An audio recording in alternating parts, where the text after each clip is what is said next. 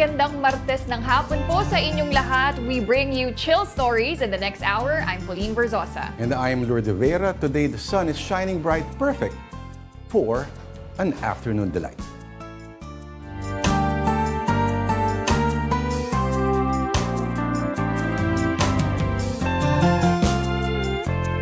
Alright, it's Tuesday, July 9, 2024. Kamusta naman po kayong lahat? Ikaw, Lord, kamusta? Sobrang chill. Parang gusto kong matulog dito pa. Parang masarap yung yung weather ngayon na Oo nga kahit siesta. araw man yan o wala, masarap matulog. Oo, totoo yan. Kasi after lunch, yun talaga yung perfect time matulog, no? Yes, siesta. Alam mo sa ibang mga probinsya sa Pilipinas, pinapractice pa rin yun 12 to 1. Okay. Sa trabaho o? Lahat. Lahat. Halimbawa, sa Dumaguete, there are some offices na 12 to 1, hindi mo sila pwedeng gambalain kasi papahinga yung mga empleyado. Nung tama pagkakaalala ko, yung Levi's, 12 to 1, kita mo yung mga operator sa mga machine. Nakahiga sila talaga sa ano. Talaga? Yes. Sana pwede rin sa atin yun. Oo nga eh. Simulan na natin kaya ngayon. Tulog na lang tayo ng isang oras.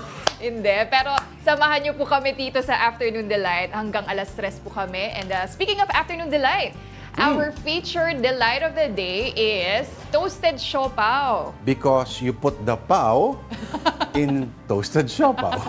Pwede yun Kamulay mo rin yung toasted siopaw natin. Opo. Sinadya mo pa yan. Ang ganda ng plating Ganda. Yes. Oo. Alam mo ba, as early as the 70s pala, may mga toasted siopaw na sa Bicol. Sa Bicol, okay. Oh, sa Naga daw, may ilang mga bakery doon at mga hotel restaurants na ito ay siniserve kasabay ng kanilang mga mami, etc. etc. Weird, no? Pero paano kaya siya nag-originate, no? Sa Java talagang natostado lang yung siopaw nila? Or...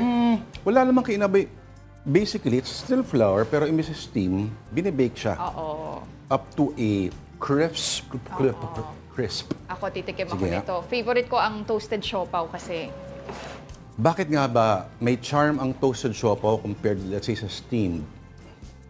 Hindi ko alam parang mas masarap lang talaga siya, sorry. Parang totoong Sasalita pagkain. ako ba?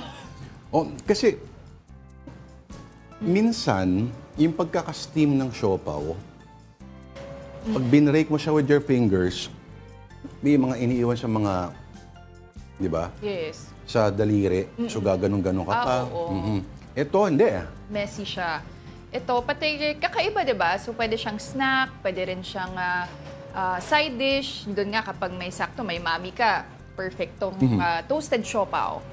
Ngayon, bakit? Pag toasted siopaw, hindi tayo naghahanap ng sauce for that. Oo nga, no? Kasi ang steamed siopaw, kailangan meron Meron din dapat to. Tingin mo? Oo. Mas gusto mong may sauce pa? Yun na yata ni Lalaine. Hindi pa binigay. Sabi nga ni Anthony Bourdain, the late great, sabi niya, is there anything more magical than meat inside a pastry or meat in a tube, meat in a bread? Perfect, the perfect. Pwede mong baunin to. Sarap talaga ng toasted siopaw, no? And marami na rin sumikat na mga restaurants na ito yung talagang kanilang popular dish. So, Ba't kaya puro Bicolano, no? pero sa Philippines, nag-originate talaga ang toasted siopaw. I'm Diba? sure may Parang, ibang no? version sa ibang bansa. Ito pa isang gusto ko, puto pao. Puto pao. Ano ulit yung puto pao? Parang puto na Yeah, siopaw. same principle. Okay. Pero puto, nasa loob siya ng puto. Iyon naman, mas sticky yun kaysa doon sa steamed. Okay. Oo, kasi puto So, Dapat gawin nila, putuguan. ano yun? Puto na may dinuguan sa loob. Uy. Diba? Okay ba yun? Ganda. Sige. Invent natin yun. Okay, but for now, let's start off with some stories on social media. On pop.inquirer.net, another disturbing trend emerges, visiting the late 90s actor Rico Yan's grave. Ba't naman disturbing? I guess kasi pinupuntahan yung punto niya dito sa Manila Memorial Park. Tapos ginagawang content kasi dyan, lalo na sa TikTok, no, nagva-viral. I guess some people took offense lang kasi parang hindi nire-respeto dahil nga nabanggit din ng iba na baka ginagawa nila ito for clout. Basta wala silang ginagawa na anything to desecrate Pero yung may nakahiga, di ba ginagawa rin ni Culilin Barreto yan paminsan-minsan? Ito nga rin, no? Inuuso rin kasi yung mga TikTok edits among Gen Z and millennials. So, alam naman natin yung mga Gen Zs, actually hindi na rin nila naabutan si Rico yan. Oo nga. Kasi it's been years. Naalala ko nung namatay si Rico yan, Holy Week yun, di ba? Mismo. Oo. So, batang-bata pa Naalala ko kung nasan ako nung una nang narinig yung balita. It was Good Friday. Good Friday. Diba? Oo, March 29. Bandang hapon yun eh. Nasaan ka nun? Tagaytay. Okay. Nagiinuman kami. Oo. Magkakape lang dapat na uwi sa inuman. Oo. Pero wag na natin pag-usapan yun. Oo. Pero anong reaction nyo nun nung nalaman nyo na... Alam mo, halos Tulad kasabay kayo. kasi niya namatay din ang National Artist for Music na si Levi Celerio. So parang shock sa maraming anggulo. Pero di ba, isipin mo kung nabuhay kaya si Rico yan ngayon. Mas marami kaya siya mga pinoproduce? Producer na rin ba siya? O Feeling marami ko, rin ba for siyang sure. pelikula?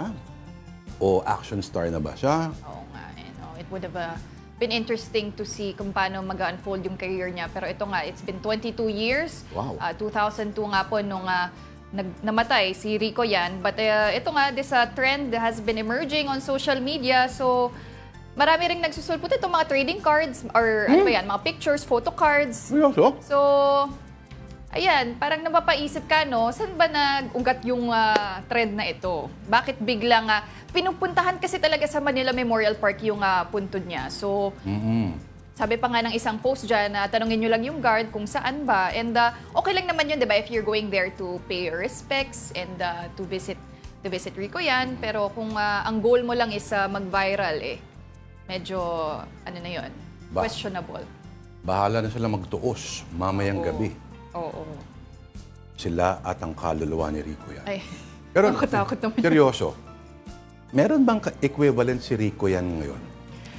Alam mo kung sino, actually, ang kino-compare sa kanya is yung ex-love team ni Julia Barreto, or actually her former boyfriend, no, si Joshua Garcia. Kasi parang, diba, yung medyo hawig din sila eh. Tapos yung charm niya, yung charisma niya, parang Wholesome. Rico yan. Oo.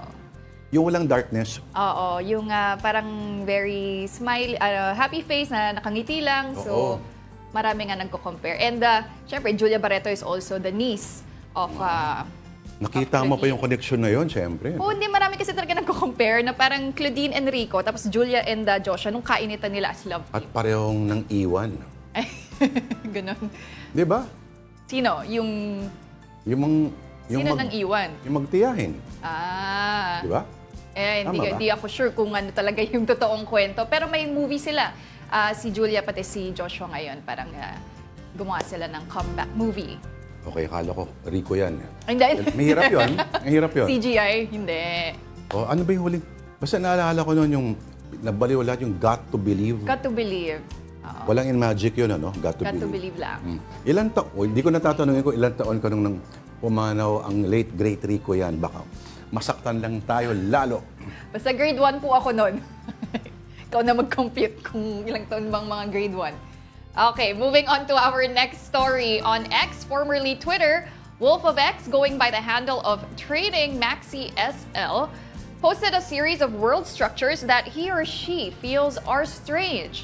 So let's see 3 of them. Ito po, as you can see, totoo kaya yung mga picture na to? Yes. Ito yung national, okay, unahin natin ito. Ito yung Wat Sampran Buddhist Temple sa Bangkok, Thailand. Okay. Very controversial to. Maliban sa shape, supposedly parang may 80, ano ba to? Hindi, 80 stories ba? Supposedly kasi si Buddha raw age 80 nung pumanaw. Okay? Pero, controversial din yan kasi may mga sex orgies daw dyan. In this Doon, building? sa building na yan. Hence, the dragon. Hindi ko alam kung ano kinalaman ng dragon dyan o phallic symbol ba yung buong building. Anyway, etong susunod, interesting din. Ang Longaberger Basket Building sa Newark, Ohio. Ito raw ang sinasabi ng classic example ng mimetic architecture na tinatawag. Okay. So, Meaning? yung root word is mimesis, yung ginagaya mo. Okay. Yung parang ini-embody mo yung nature Okay. ng iyong negosyo. Halimbawa, ang Longer Burger Basket ay noon isang iconic na basket weave or woven basket sa Amerika na binebenta raw na parang kung sa Pilipinas, ano ba yun, yung parang Avon? Oo. Amway. Yan, sa Amerika, Amway naman. Okay. Pero, mukhang tacky at kitschy sa labas. Pero would you believe sa loob doon, very stately at very tasteful ang interiors niyan. 2020 lang daw ulit binuksan ito to the public at ngayon hotel siya. Hotel? Okay. Dati, headquarters. Wala na itong gumagawa ng basket ngayon. Oo. At alam mo yung dalawang handle na yan sa taas. Oo. Just, pag winter daw, nagiging heater yan. At tumutunaw ng tubig. At yung tubig na yun ay napupunta sa parts of the building that need hydration. Ayun. Ang galing, no? Parang wala na masyadong structures ngayon na in a modern day na gumagawa pa ng ganyan, no? Meron May ba? pailan-ilan pa. Okay. Sa Pilipinas ba meron? Parang Iniisip ko nga ang pinaka-unique na building na alam ko dito ay, alam mo yung sa EDSA? Yung ngayon ay KFC. Yes, yes. Bago ka dumating sa Connecticut. Yes. Sa mga auto dealer, yung mga dealer. Before that, oo. Kilala ko yung family na may-ari nun. Sila mga ride and back. Okay. Design firm sila noon Or Pacific Office Machines. Yun. Parang inano yun sa typewriter ba, if I'm not mistaken? Parang gano'n. Oo. At gano'n din yung logo nila. Hanggang ngayon, nandun pa yun So, I'm sure nakaka-relate yung mga viewers natin dyan. But we also have a third picture. Ito naman, sa National Fisheries Development Board in India. Ewan ko na lang kung di mo maisip na pang fisheries talaga. In case you missed the point. Oo. They're all about? Fish. Okay. Ngayon, baka magulat ka, Tita Pau, sa Japan, ang Asahi beer ay merong ganyan din. Not as tacky, pero ang buong building is shaped like a bottle of beer. A mug of beer with a slight frost on the top. Ooh, okay. At ang sikat na Philip Stark ang nag-design ng building. Pakita ko na sa'yo, Tita Pau. Ayan. Sige. Ito. Asahi, Ayan, no? di ba? Sikat yan Asahi sa beer. Japan. Kaya yung San Miguel, dapat parang beer yung nila, or gin, di ba? Dapat. Or halimbawa, gumagawa ng mga bag dito, kung Seco Sana, di ba? Seco Sana bag. Dapat hugis bag din yung building nila para swerte. Oo nga. Idea yan para sa mga brands. O yung gumagawa ng toasted siopaw, yung building Malaking nila, siopaw, di ba? why not? Pupuntahan ng mga tao yan. Oo. Yung may-ari ng Maxis, kunyari, di ba? Manok dapat yung shape ng building. Ang hirap naman ata nung shape na yun. Kawawa yung mga tao sa loob, hindi proportionate yung structure ng building Hindi nila, nagagawa ng paraan yan, I'm sure. Oo. Para paglabas sila, mga itlog sila lahat, di ba? Oo. Ito daw yung building ng MMDA. Ang shape daw niya is parang barko. Tama. Not the main building. Not the main. Yung parang sa labas lang. Ayun. Parang barko. Ang tanong, may barko ba ang MMDA? Oo nga. Bakit nga ba barko yung hugis nung nila? Kung mostly sa road sila eh. Di ba? Kaya dapat hugis, road. Paano kaya yun? Flat na lang sila. Paano kunyari gumagawa ng trust condoms? Ano yung hugis ng building nila? Iba na yan. Okay, moving on to our next story. On the Philstar DOH tells vloggers to use pinggang Pinoy when doing mukbang. Ayan. Teka muna, paglilinaw to ha. Yung vlogger na namatay, stroke ba siya? Na-stroke? Na-stroke siya, yes. Hindi naman ito during Not during the broadcast. Oo, hindi. Aha. Pero, syempre na-associate na rin yung sa kanya dahil talagang mukbang videos yung ginagawa niya talaga. And syempre, alam naman natin yung mga mukbang, hindi naman laging healthy yung kinakain ng ating mga vloggers. So, it could be, because also of their diet, kasi high salt yan, high fat and sugar. Kaya nga nag-war ng DOH na dapat pinggang Pinoy. At pag sinasabing pinggang Pinoy, ito yung Go Grow Glow kasi. So, kailangan lahat ng well-rounded yung inyong diet, yung inyong food. Ito ba'y pinggang Pinoy? Hindi. Pinggang toasted pao. Pero, okay, para ma-imagine lang, ang pinggang Pinoy ay... Okay. Sige, kuha ka ng sample. Meron ba tayong sample?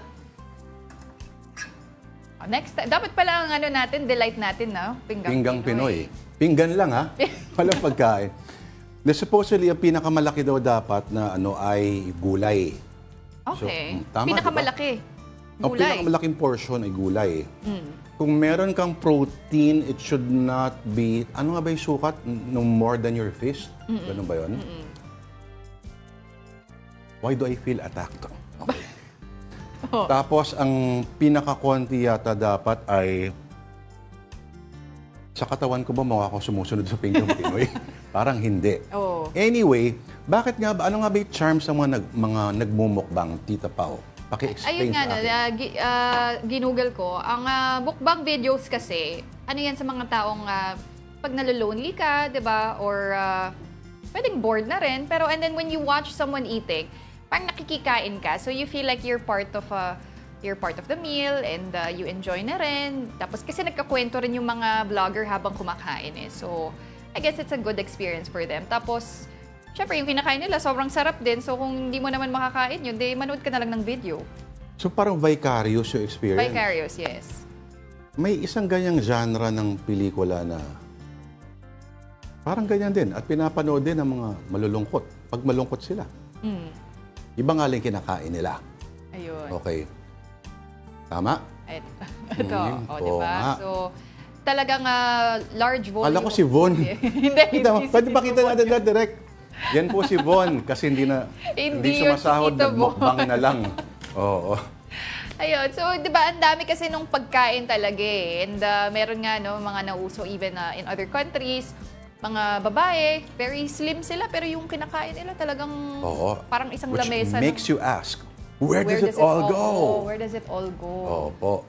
Pero it's gonna go straight to your thighs. Hindi. Tita Pao, okay. May alam ako na ito weird Parang fetish ito eh. Hindi ko alam kung may sexual na elemento to, pero may binabayaran sila, halimbawa, na babae, kain lang na kain yung babae. Okay. Parang ganun. Tapos babayaran nila? Oo. Papanoorin lang nila? Papanoorin lang nila. If they get any sexual kick out of it, I'm not really sure. Pero parang, if pay this amount, eto, ganito karaming kakainin niya. Pag ganitong amount, parang 2 manok. Mga ganyan. Ganun. Parang magandang genre ito at pag nawalan tayo ng career lahat. Ako po kakain ako ng isang bag ng toasted siopaw. Papadala kayo ng mga gems, mga ganyan. Ay, oo nga, no? Ikaw, anong kaya mong mukbangin all day? Ako? Siguro pizza. Ako, hindi rin healthy yun. Sagot ako sa DOH. Kailangan kasi... Meron bang mukbang na healthy? Ayan, hindi ko alam. Pero dapat, no? Dapat. Pero kasi hindi masaya... Pakita nga ulit natin yung mga pogi na yung nagkakain. Hindi kasi masaya panoorin yun. Ang healthy, no? Healthy, puro gulay. Alam ba, kinakain lang ng mga salad. Kambing. Pwedeng kambing ang gumawa nun, pero parang wala yatang exciting dun. Oo, exactly. That's the point of mukbang, di ba? So, they live vicariously nga by watching people eat all these literal na food junk porn. food. Oo, food porn, basically. Kung tanggalin yung food? Iba na yun. Iba na yun. Bawal yun. Masama yun. Talaga? Sa mga bata. Kaya go, grow, glow lang po. Sa mga bata, huwag tayong maging #1 ulit doon sa lista. Yan, si Von, no? Von Belenario. Hindi po yan si Tito Von. Hindi ba si Von ba yan? Kamukha eh. Oh, pero di ba ang sarap nung kinakain niya eh. My God, ang daming itlog ng pugo. Buhay pa ba yan? Ito, crispy pata ba yan? O fried chicken? Di ba may pangalan niya, Ewik Mukbang.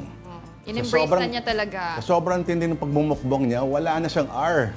Pero ang mukbang, no, kailangan nila talaga ubusin yung pagkain? Or do they just Ganun eat? Ba? O baka pwedeng i-edit naman.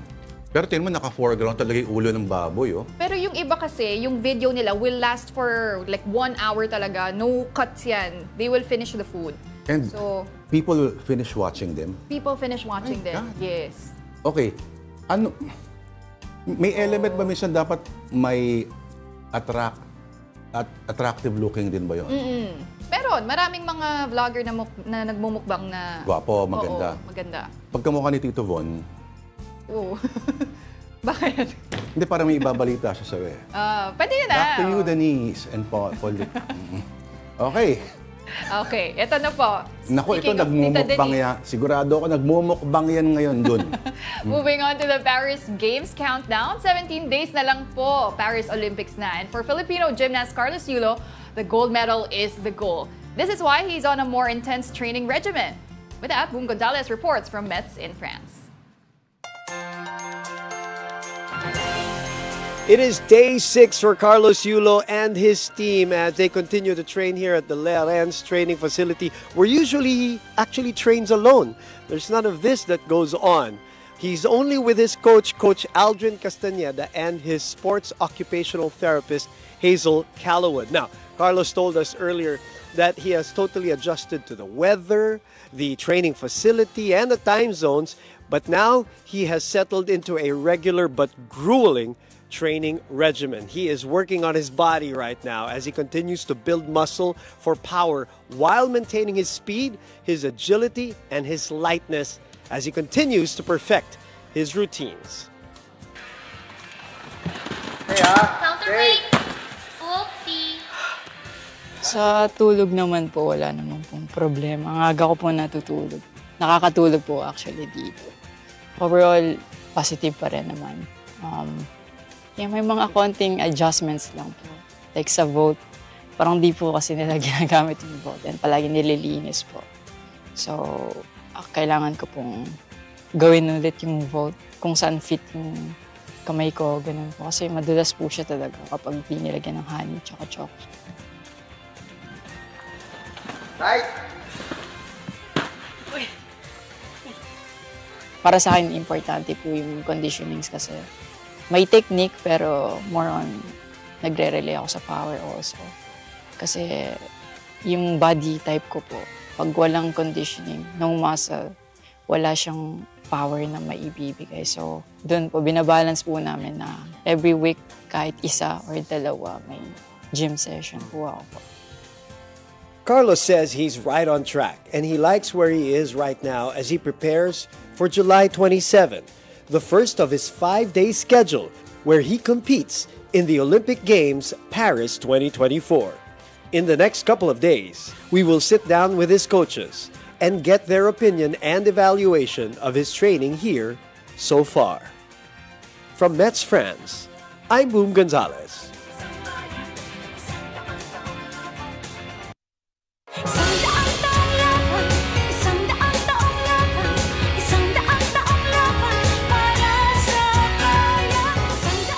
Grabe, puspusan na yung training ni Kaloy, no? Hindi ko lang narinig yung kantang yun, ha? Ang ganda, di ba? Ikaw ba kumanta nun? Hindi, hindi ako kumakanta. Hindi ako yun. Sandaan taong laban. Oo, good Yan luck ang to theme all. song dapat ng life story ni Juan Ponce Enrile. Okay, but not all our athletes are training in France. Let's check in on Lauren Hoffman, 2 weeks before the Paris Games kick off. Her preparations from Mobile Journal, Denise Valdesancho. Isang hurdler ang kasamang magwawagayway ng ating bandila sa Paris Olympics. Mainit-init pa ang balita sa pag-qualify ng 25-year-old track and field athlete na si Lauren Hoffman sa Paris Olympics nitong nakaraang Martes lang. Inanunso ng Philippine Athletics Track and Field Association o PATAFA ang qualification ni Lauren sa women's 400-meter hurdles. Ito ay matapos siyang makapasok sa top 40 ng kanyang sport na may 1,223 points. God willing, it happened. I made the top 40 and I'm so excited. That only happened yesterday. So, I mean, everything has just been a whirlwind. I feel like I'm just like living like in a dream right now. Hilig na raw ni Lauren ang pagtakbo, elementary pa lamang. Bago mag-high school, pumasok siya sa hurdling. I just loved it. I fell in love with it and I've been hurdling ever since. Isa raw sa nakatulong ang kanyang mga kuya para mapursige pa siyang mag-ensayo. I have a brother and 2 stepbrothers, so I think just like being around like boys all the time just kind of made me just like a very competitive girl. For Lauren, malaking karangalan talaga ang ma-represent ang Pilipinas. When I decided that I wanted to run professionally, I always saw myself like wearing the Philippine colors and the Philippine raising the Philippine flag, and my mom and my Lola are like my biggest role models. So it's kind of cool to give back to the country and represent the country that's like given me my role models. Nabanggit ni Loren ang dinaramdam na Achilles injury.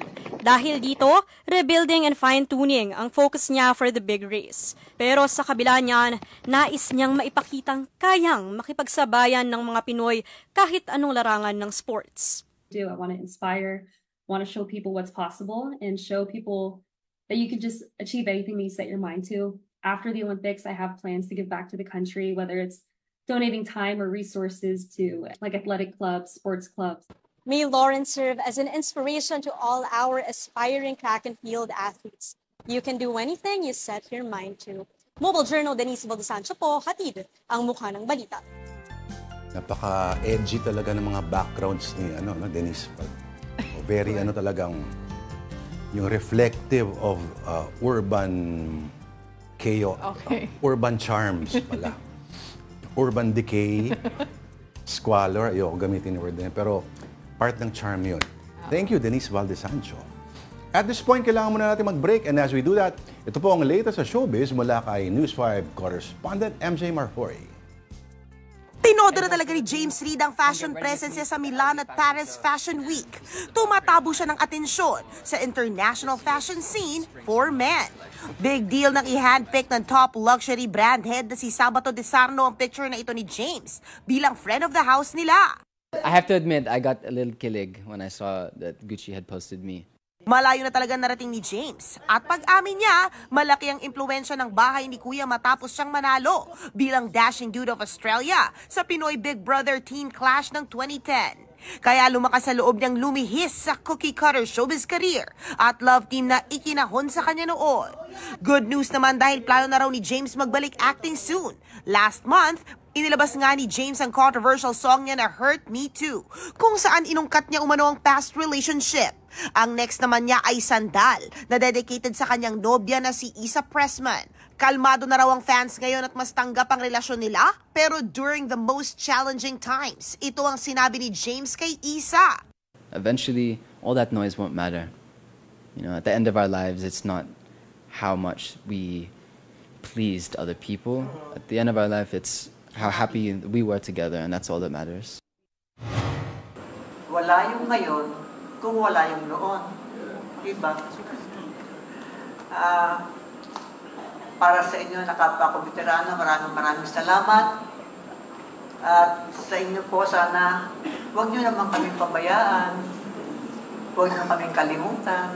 Yan ang madamdaming speech ni Eva Daret ng tanghalin bilang Best Icon Awardee sa 7th edition ng The Eddies or Entertainment Editor's Choice Awards sa Pasay. Matapos ang snubbing incident sa FAMAS, sinabi niya na nagkapatawaran na sila. Si Julia Montes naman, nananalong Best Actress, gearing up for her big teleserye comeback with Dreamscape. Pinangako ko po yun kay Sir Deo, so it's really close to my heart. And the story itself, maraming itatakle na hindi natin madalas natatakle. So, medyo meron siyang lesson sa bawat isa. Ang Best Actor nominee na si Cedric Juan, magpa-primetime na soon sa TV5. Ang title niya ay Ang Mga Himala ni Nino. So, I think nagsisimula na sila, pero I think later August pa ako papasok for taping. Nag-react naman si Cedric sa trending online na panawagan ng showbiz fans na magkasama sila ni Catherine Bernardo sa isang proyekto. Go raw dyan si Cedric. I think ito yung Elena, right? 1944? 45, yeah. Nakita ko yun. Parang from what I heard nga na parang nagsimula na sila tapos parang they have to stop it for a while. Parang people were talking na baka mamaya daw pumasok si Cedric. Well, who knows? Inaantay ko lang na pumasok. Nakipag-date ang anak ni Chris Aquino na si Bimby sa anak ni OG Diaz na si Erin. Kumasa si Bimby bilang boyfriend for a day ni Erin habang namamasyal sa Disneyland sa California. Halikan mo ko! Pero paglilinaw nila, for fun lang ang kanilang Jowa Challenge. Nasa Amerika sina Bimby at ang kanyang mommy Chris na nagpapagaling sa multiple autoimmune diseases.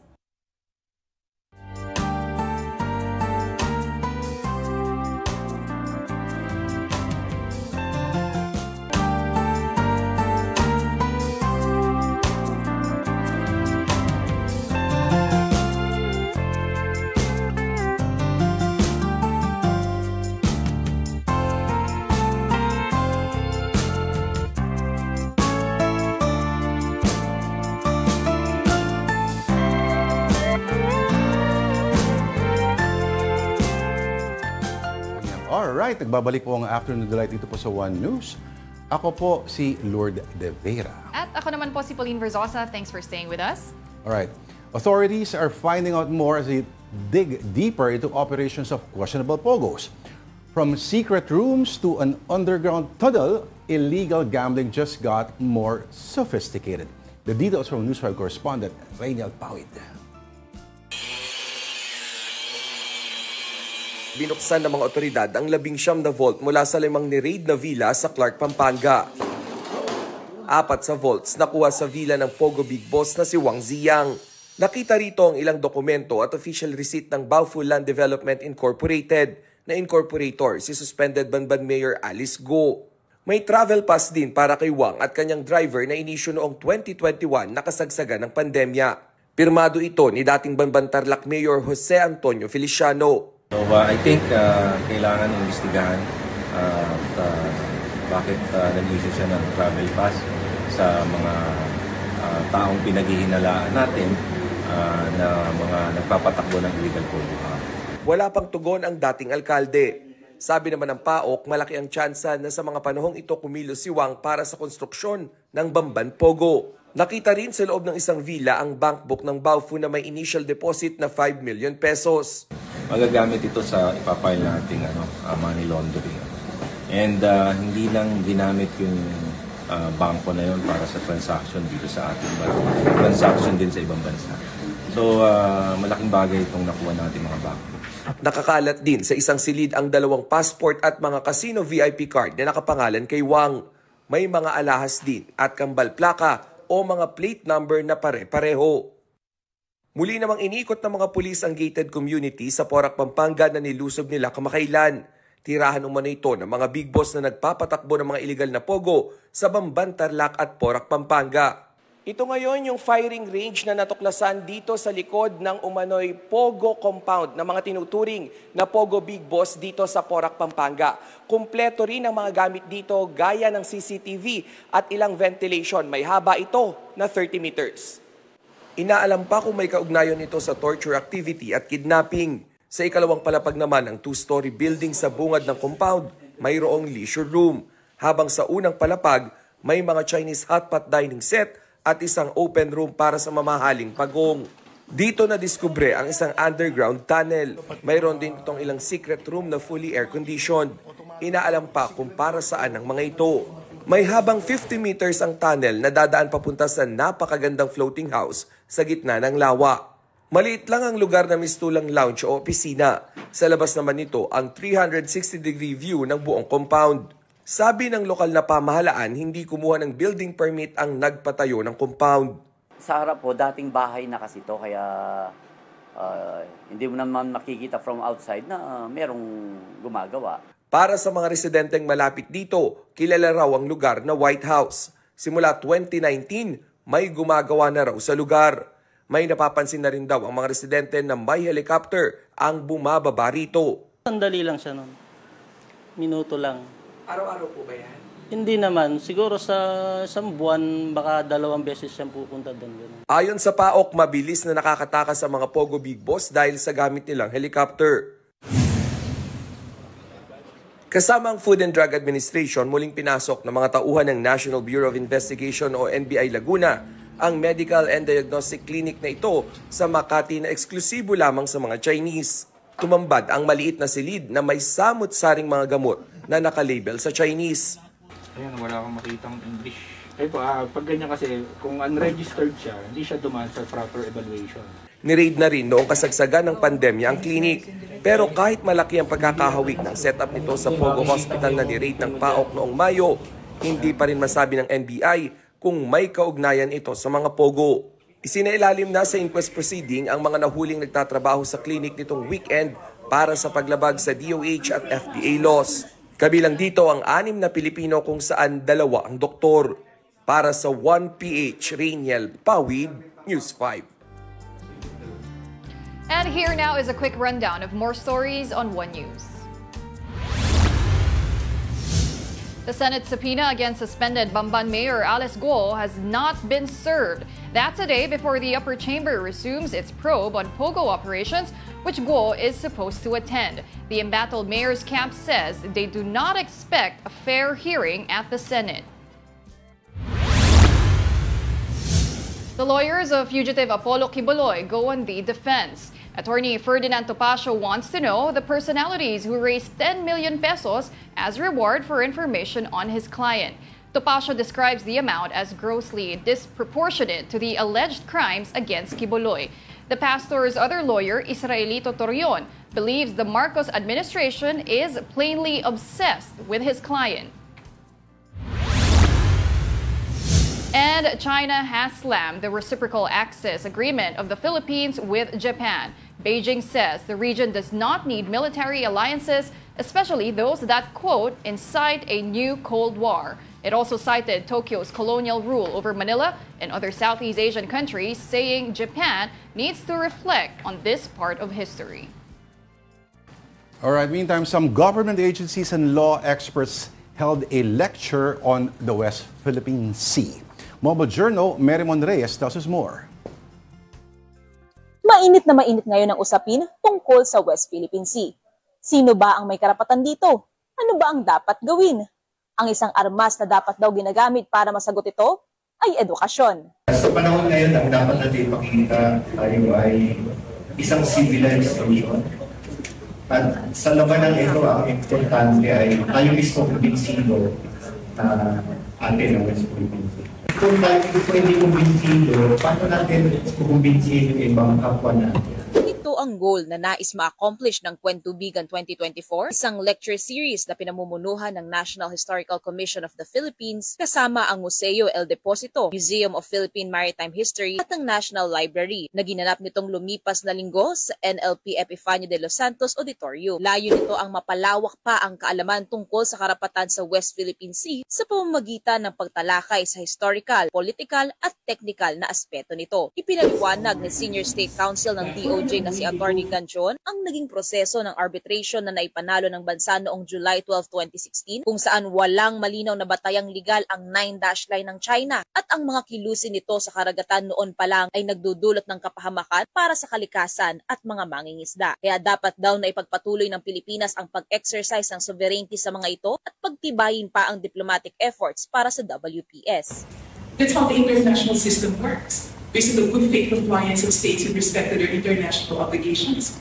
But if the other state does not want to comply with the decision, you just proceed because you proceed to exercise your sovereign rights because that has been declared with the tribunal already. Pinahagi naman ni Associate Justice Antonio Carpio, isa sa mga opisyal na nanguna sa pagkapanalo sa arbitral tribunal laban sa China, ang mga mapa at treaties na nagpapakita malinaw na pagmamay-ari ng Pilipinas ang Bajo de Masinloc o ang panatag Scarborough Shoal kasama ang Kalayaan Palawan ayon sa Treaty of Washington at mga dokumentong nagpapakita nito mula pa sa lumipas na siglo. Bagay na dapat daw na tinatalakay hindi lang sa debating arbitraryo.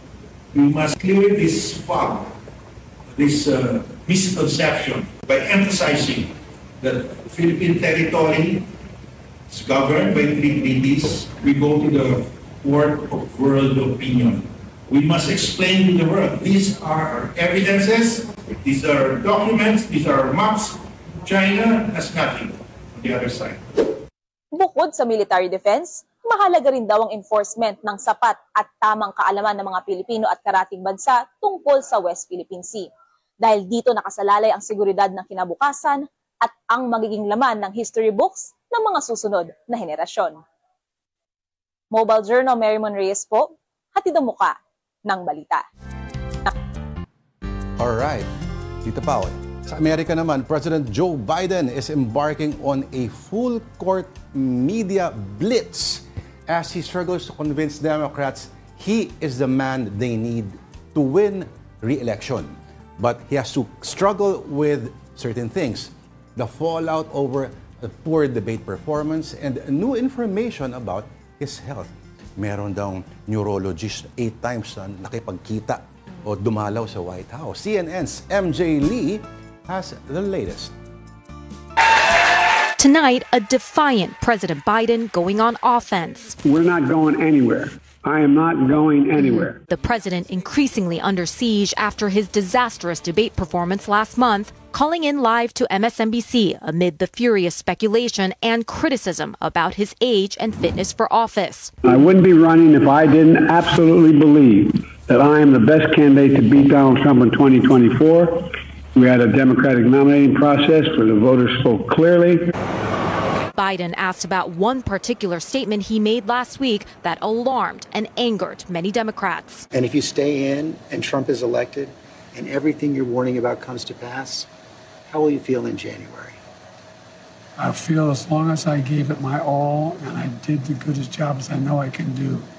That's what this is about. The president playing cleanup, making clear losing is not an option. What would you say to those who are concerned by that answer? It's not an option, and I've not lost. I haven't lost. I beat him last time. I'll beat him this time. But new questions tonight about the president's health dogging the White House after the New York Times reported that an expert on Parkinson's disease from Walter Reed had visited the White House 8 times in 8 months. CNN confirming that the neurologist met earlier this year at the White House with the president's physician. The White House refusing to say if that specialist was consulting about the president. That's a very basic, direct question. Wait. Hold on. Wait a second. 8 times, or at least once, in regards to the president specifically. Hold on a second. Not what you should be able to answer by this point. Wait, no. No, wait a minute. Ed, please. A little respect here, please. So every year, around the president's physical examination, he sees a neurologist. That's 3 times. Right? This as the Biden campaign and its top surrogates are trying to calm the nerves of voters, lawmakers, and donors. For all the talk out there about this race, Joe has made it clear that he's all in. The president calling into a meeting of donors on Monday, pledging to attack Trump much more aggressively in their next debate. And in a new letter to Democratic lawmakers, Biden refusing to back down, writing that he is firmly committed to staying in this race, to running this race to the end, and to beating Donald Trump. Yun, no? Patindi ng patindi. Oo, pero alam mo kanina, before leaving the house, panood ko isang interview with neurologist siya. Expert siya sa Parkinson's. May iba ka raw talagang mapapansin kay Biden. According to this doctor, yung ganun daw, pag tinawag mo, natural na movement, ganun, di ba? Yes. Yung ganun. Sign na raw yan. Tapos yung monotone na pagsalita. Nako, simula na raw yan.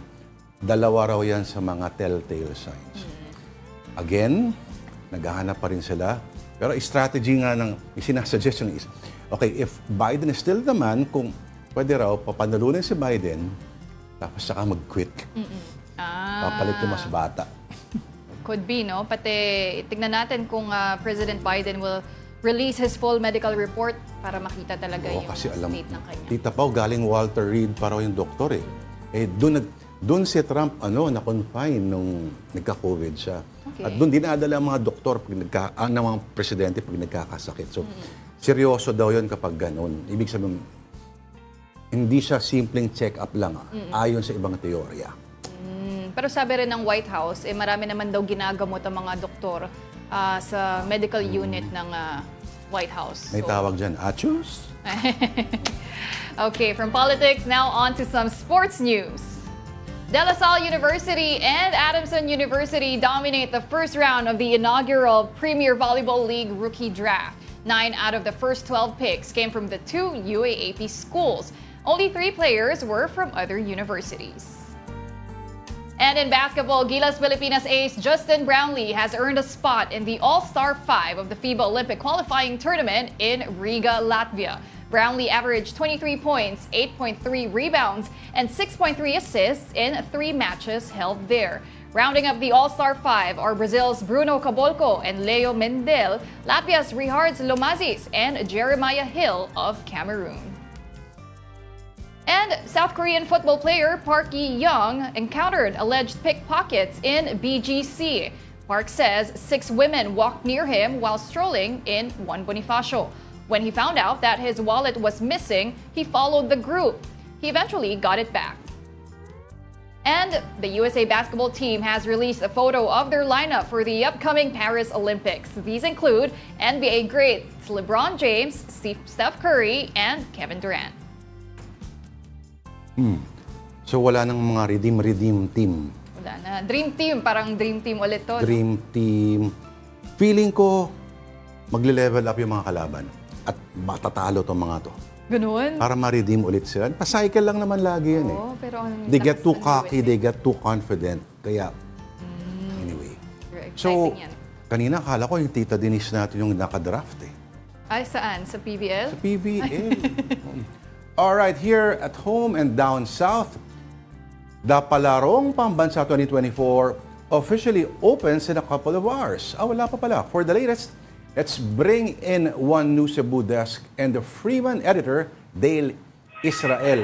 Dale, saang banda ka ngayon dyan sa Cebu at gaano ka-traffic dyan? Yes, good afternoon, Lord and Pauline. We're right here at the Cebu City Sports Complex.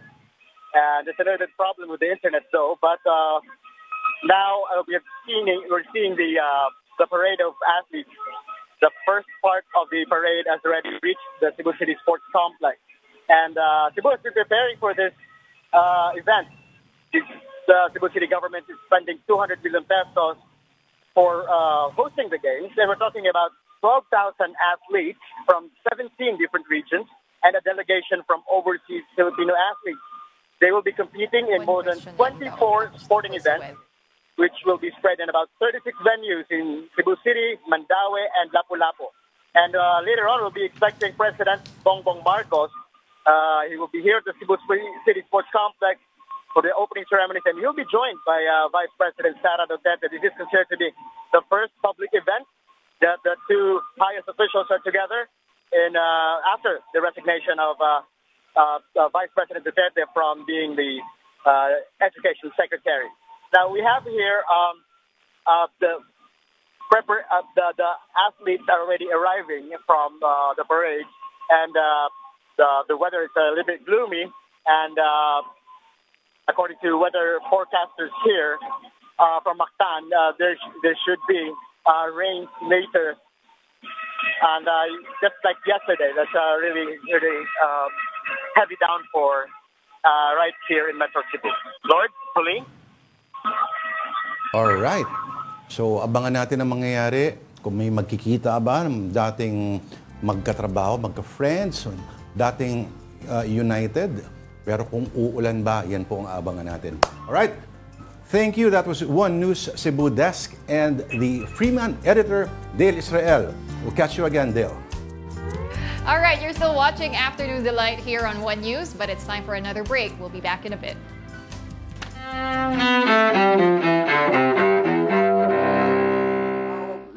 July 9th, 1896. You shall not crucify mankind upon a cross of gold. In Chicago, William Jennings Bryan delivers his Cross of Gold speech at the Democratic National Convention. The speech clinches the Democratic presidential nomination for Bryan, but he loses to Republican William McKinley in the fall. 1947. Britain's Princess Elizabeth is engaged to Lieutenant Philip Mountbatten. The future Queen Elizabeth II marries the future Prince Philip months later. 1997. Boxer Mike Tyson is banned from the ring and fined $3 million. That's his penalty for biting Evander Holyfield's ear during their WBA championship fight in Las Vegas. 1956. My mom always said life was like a box of chocolates. Tom Hanks, who won the Oscar for Best Actor in back-to-back years, is born in Concord, California. Among his roles, Philadelphia, Forrest Gump, Apollo 13, Saving Private Ryan, and the Toy Story movies. And 2002. Mr. Tibbs! Well, Mr. Wood, take Mr. Tibbs! Take him down to the depot, and I mean boy like now! Rod Steiger, another Oscar-winning actor, dies in Los Angeles. Steiger, whose roles included On the Waterfront and In the Heat of the Night, was 77. Today in history, July 9th.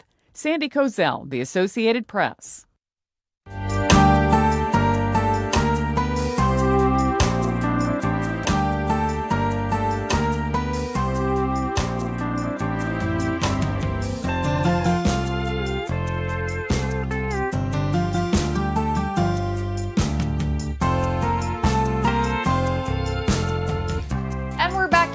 watching Afternoon Delight. Ako po si Pauline Verzosa. Ako naman po, Lourdes Vera. Very Clark Kent palang datingan mo today, ah. Superman pala. Oh. Superman. Kulang na lang ng ng cape. Okay. Aside from the Olympics, France is also hosting the prestigious Tour de France. Yun, no? Our Filipino cyclists hope that one day they will see our flag in the world's most prestigious bicycle race. Denise Stan reports from Metz, France. As sports enthusiasts from all around the world await the Olympic Games, Dijon, France, a city just a few hours away from Paris, was delighted by another world-class event. This is the Tour de France, Stage 6. So sa mga hindi man nakakaalam, the Tour de France is the biggest cycling sporting event in the world. So they're celebrating their 112th edition. And for any cyclist, or for me, triathlete, it's a big dream for us to be here today to witness this spectacular event na naging historic na. This was a chance to see former Olympians up close and in action.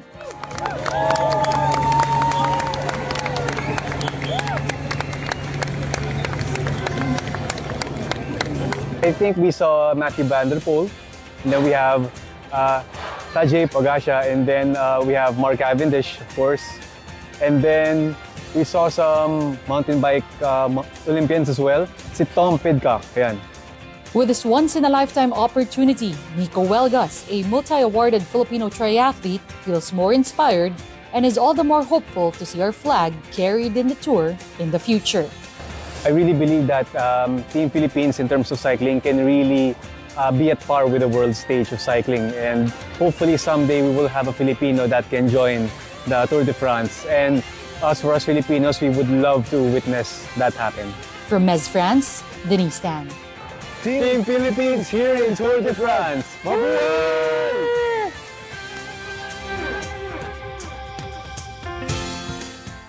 Tita Denise natin on a bicycle.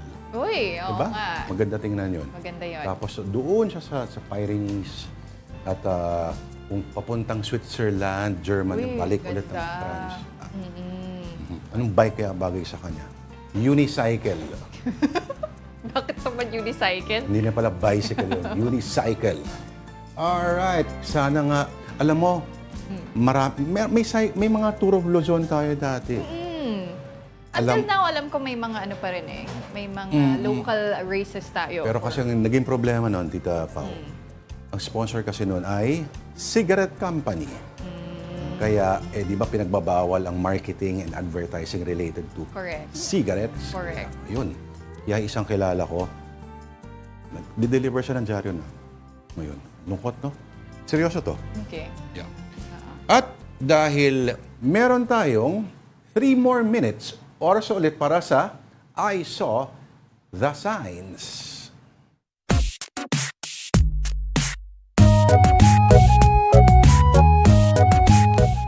Alright, ito, Tita Pao, ang I Saw the Signs, malinaw ba o Boma Loves Edition? Okay, halimbawa parang ito. Okay, nakalagay, bawal pumasok ang hindi nakatira. Sigurado ka bang nakatira o ang hindi nakatira? Yun nga. Baka lugar ng mga adik yan, di ba? Ang hindi nakatira pero o marami naman pumapasok na hindi nakatira sa isang lugar, di ba? Magnanakaw, halimbawa. Kailangan pa ng sign para hindi talaga sila pumasok. Oo. Pero, take note, hindi pinagbawal ang magnakaw. Ganon. Bawal lang pumasok. Pwedeng pumasok, pero hindi pwedeng pumasok, pero pwede magnakaw. Kailangan pa mag-spell out yun. O syempre, di ba? Bawal pumasok ang hindi. Pag hindi naman nakatira, anong problema yon? Wow, man, hindi ako nakatira. Okay. Okay, second photo. Ito naman, ikalat mo na ngayong pera, wag lang ang basura. Uy. Pera yung gusto nung ano, no? Tama naman, don't litter. Teka muna, sa mga bata nanonood, wala pong word ng Mona. Okay, wala yan. Mona. Oo. Pag ako, i-correct ko yan. Lagi ko, bago ka mag-preach, ayusin mo muna yung grammar mo, ha? Oo. Pero tama yun. Ikalat yung pera. Finders keepers, no? Okay, third photo. From an Afternoon Delight viewer from Almina Marquez. Thank you for sending this photo. Ito nakalagay, urgent hiring, dishwasher, qualification, board passer. Yan, bongga, no? Kailangan talaga board passer? May boards ba ang Dishwashing? Oo. Malay mo. Teka, baka malaking sweldo niya. Baka nga. Mag-apply ako dyan, magaling ako maghugas ng plato. Kaya yung exam dyan. Kaso hindi ako board passer. Oo nga eh. Kailangan na passer I'm just bored. Ibang board. Okay. Meron pa ba tayong isa pa rin photo mula kay Almina Marquez. So, dito po ang daanan. Niliteral naman ni Kuya. Oo. Yung kanina galing din kay Almida Marquez. Yung parehong picture. Board passer. Thank you, Almida, ha? Kung may mga agaya pa ni Almida na nais mag-share ng kanilang interesting photographs. Ayan. Send nyo lang po sa afternoondelighton@gmail.com. Naka-flash po yan sa mga screen nyo. Send us your signs para ma-feature po dito sa Afternoon Delight. Alright. Okay, and that will do it for us this Tuesday, July 9. Maraming salamat sa pagsama ninyo sa amin dito pa rin sa Afternoon Delight. I'm Pauline Verzosa. Join us again tomorrow, 2 p.m. Ako po si Lourdes de Vera nagsasabing, ang buhay ay parang bisikleta. Para tuloy-tuloy ka lang at hindi mahulog, padyak lang ng padyak. Have a delightful afternoon. Dak Egato.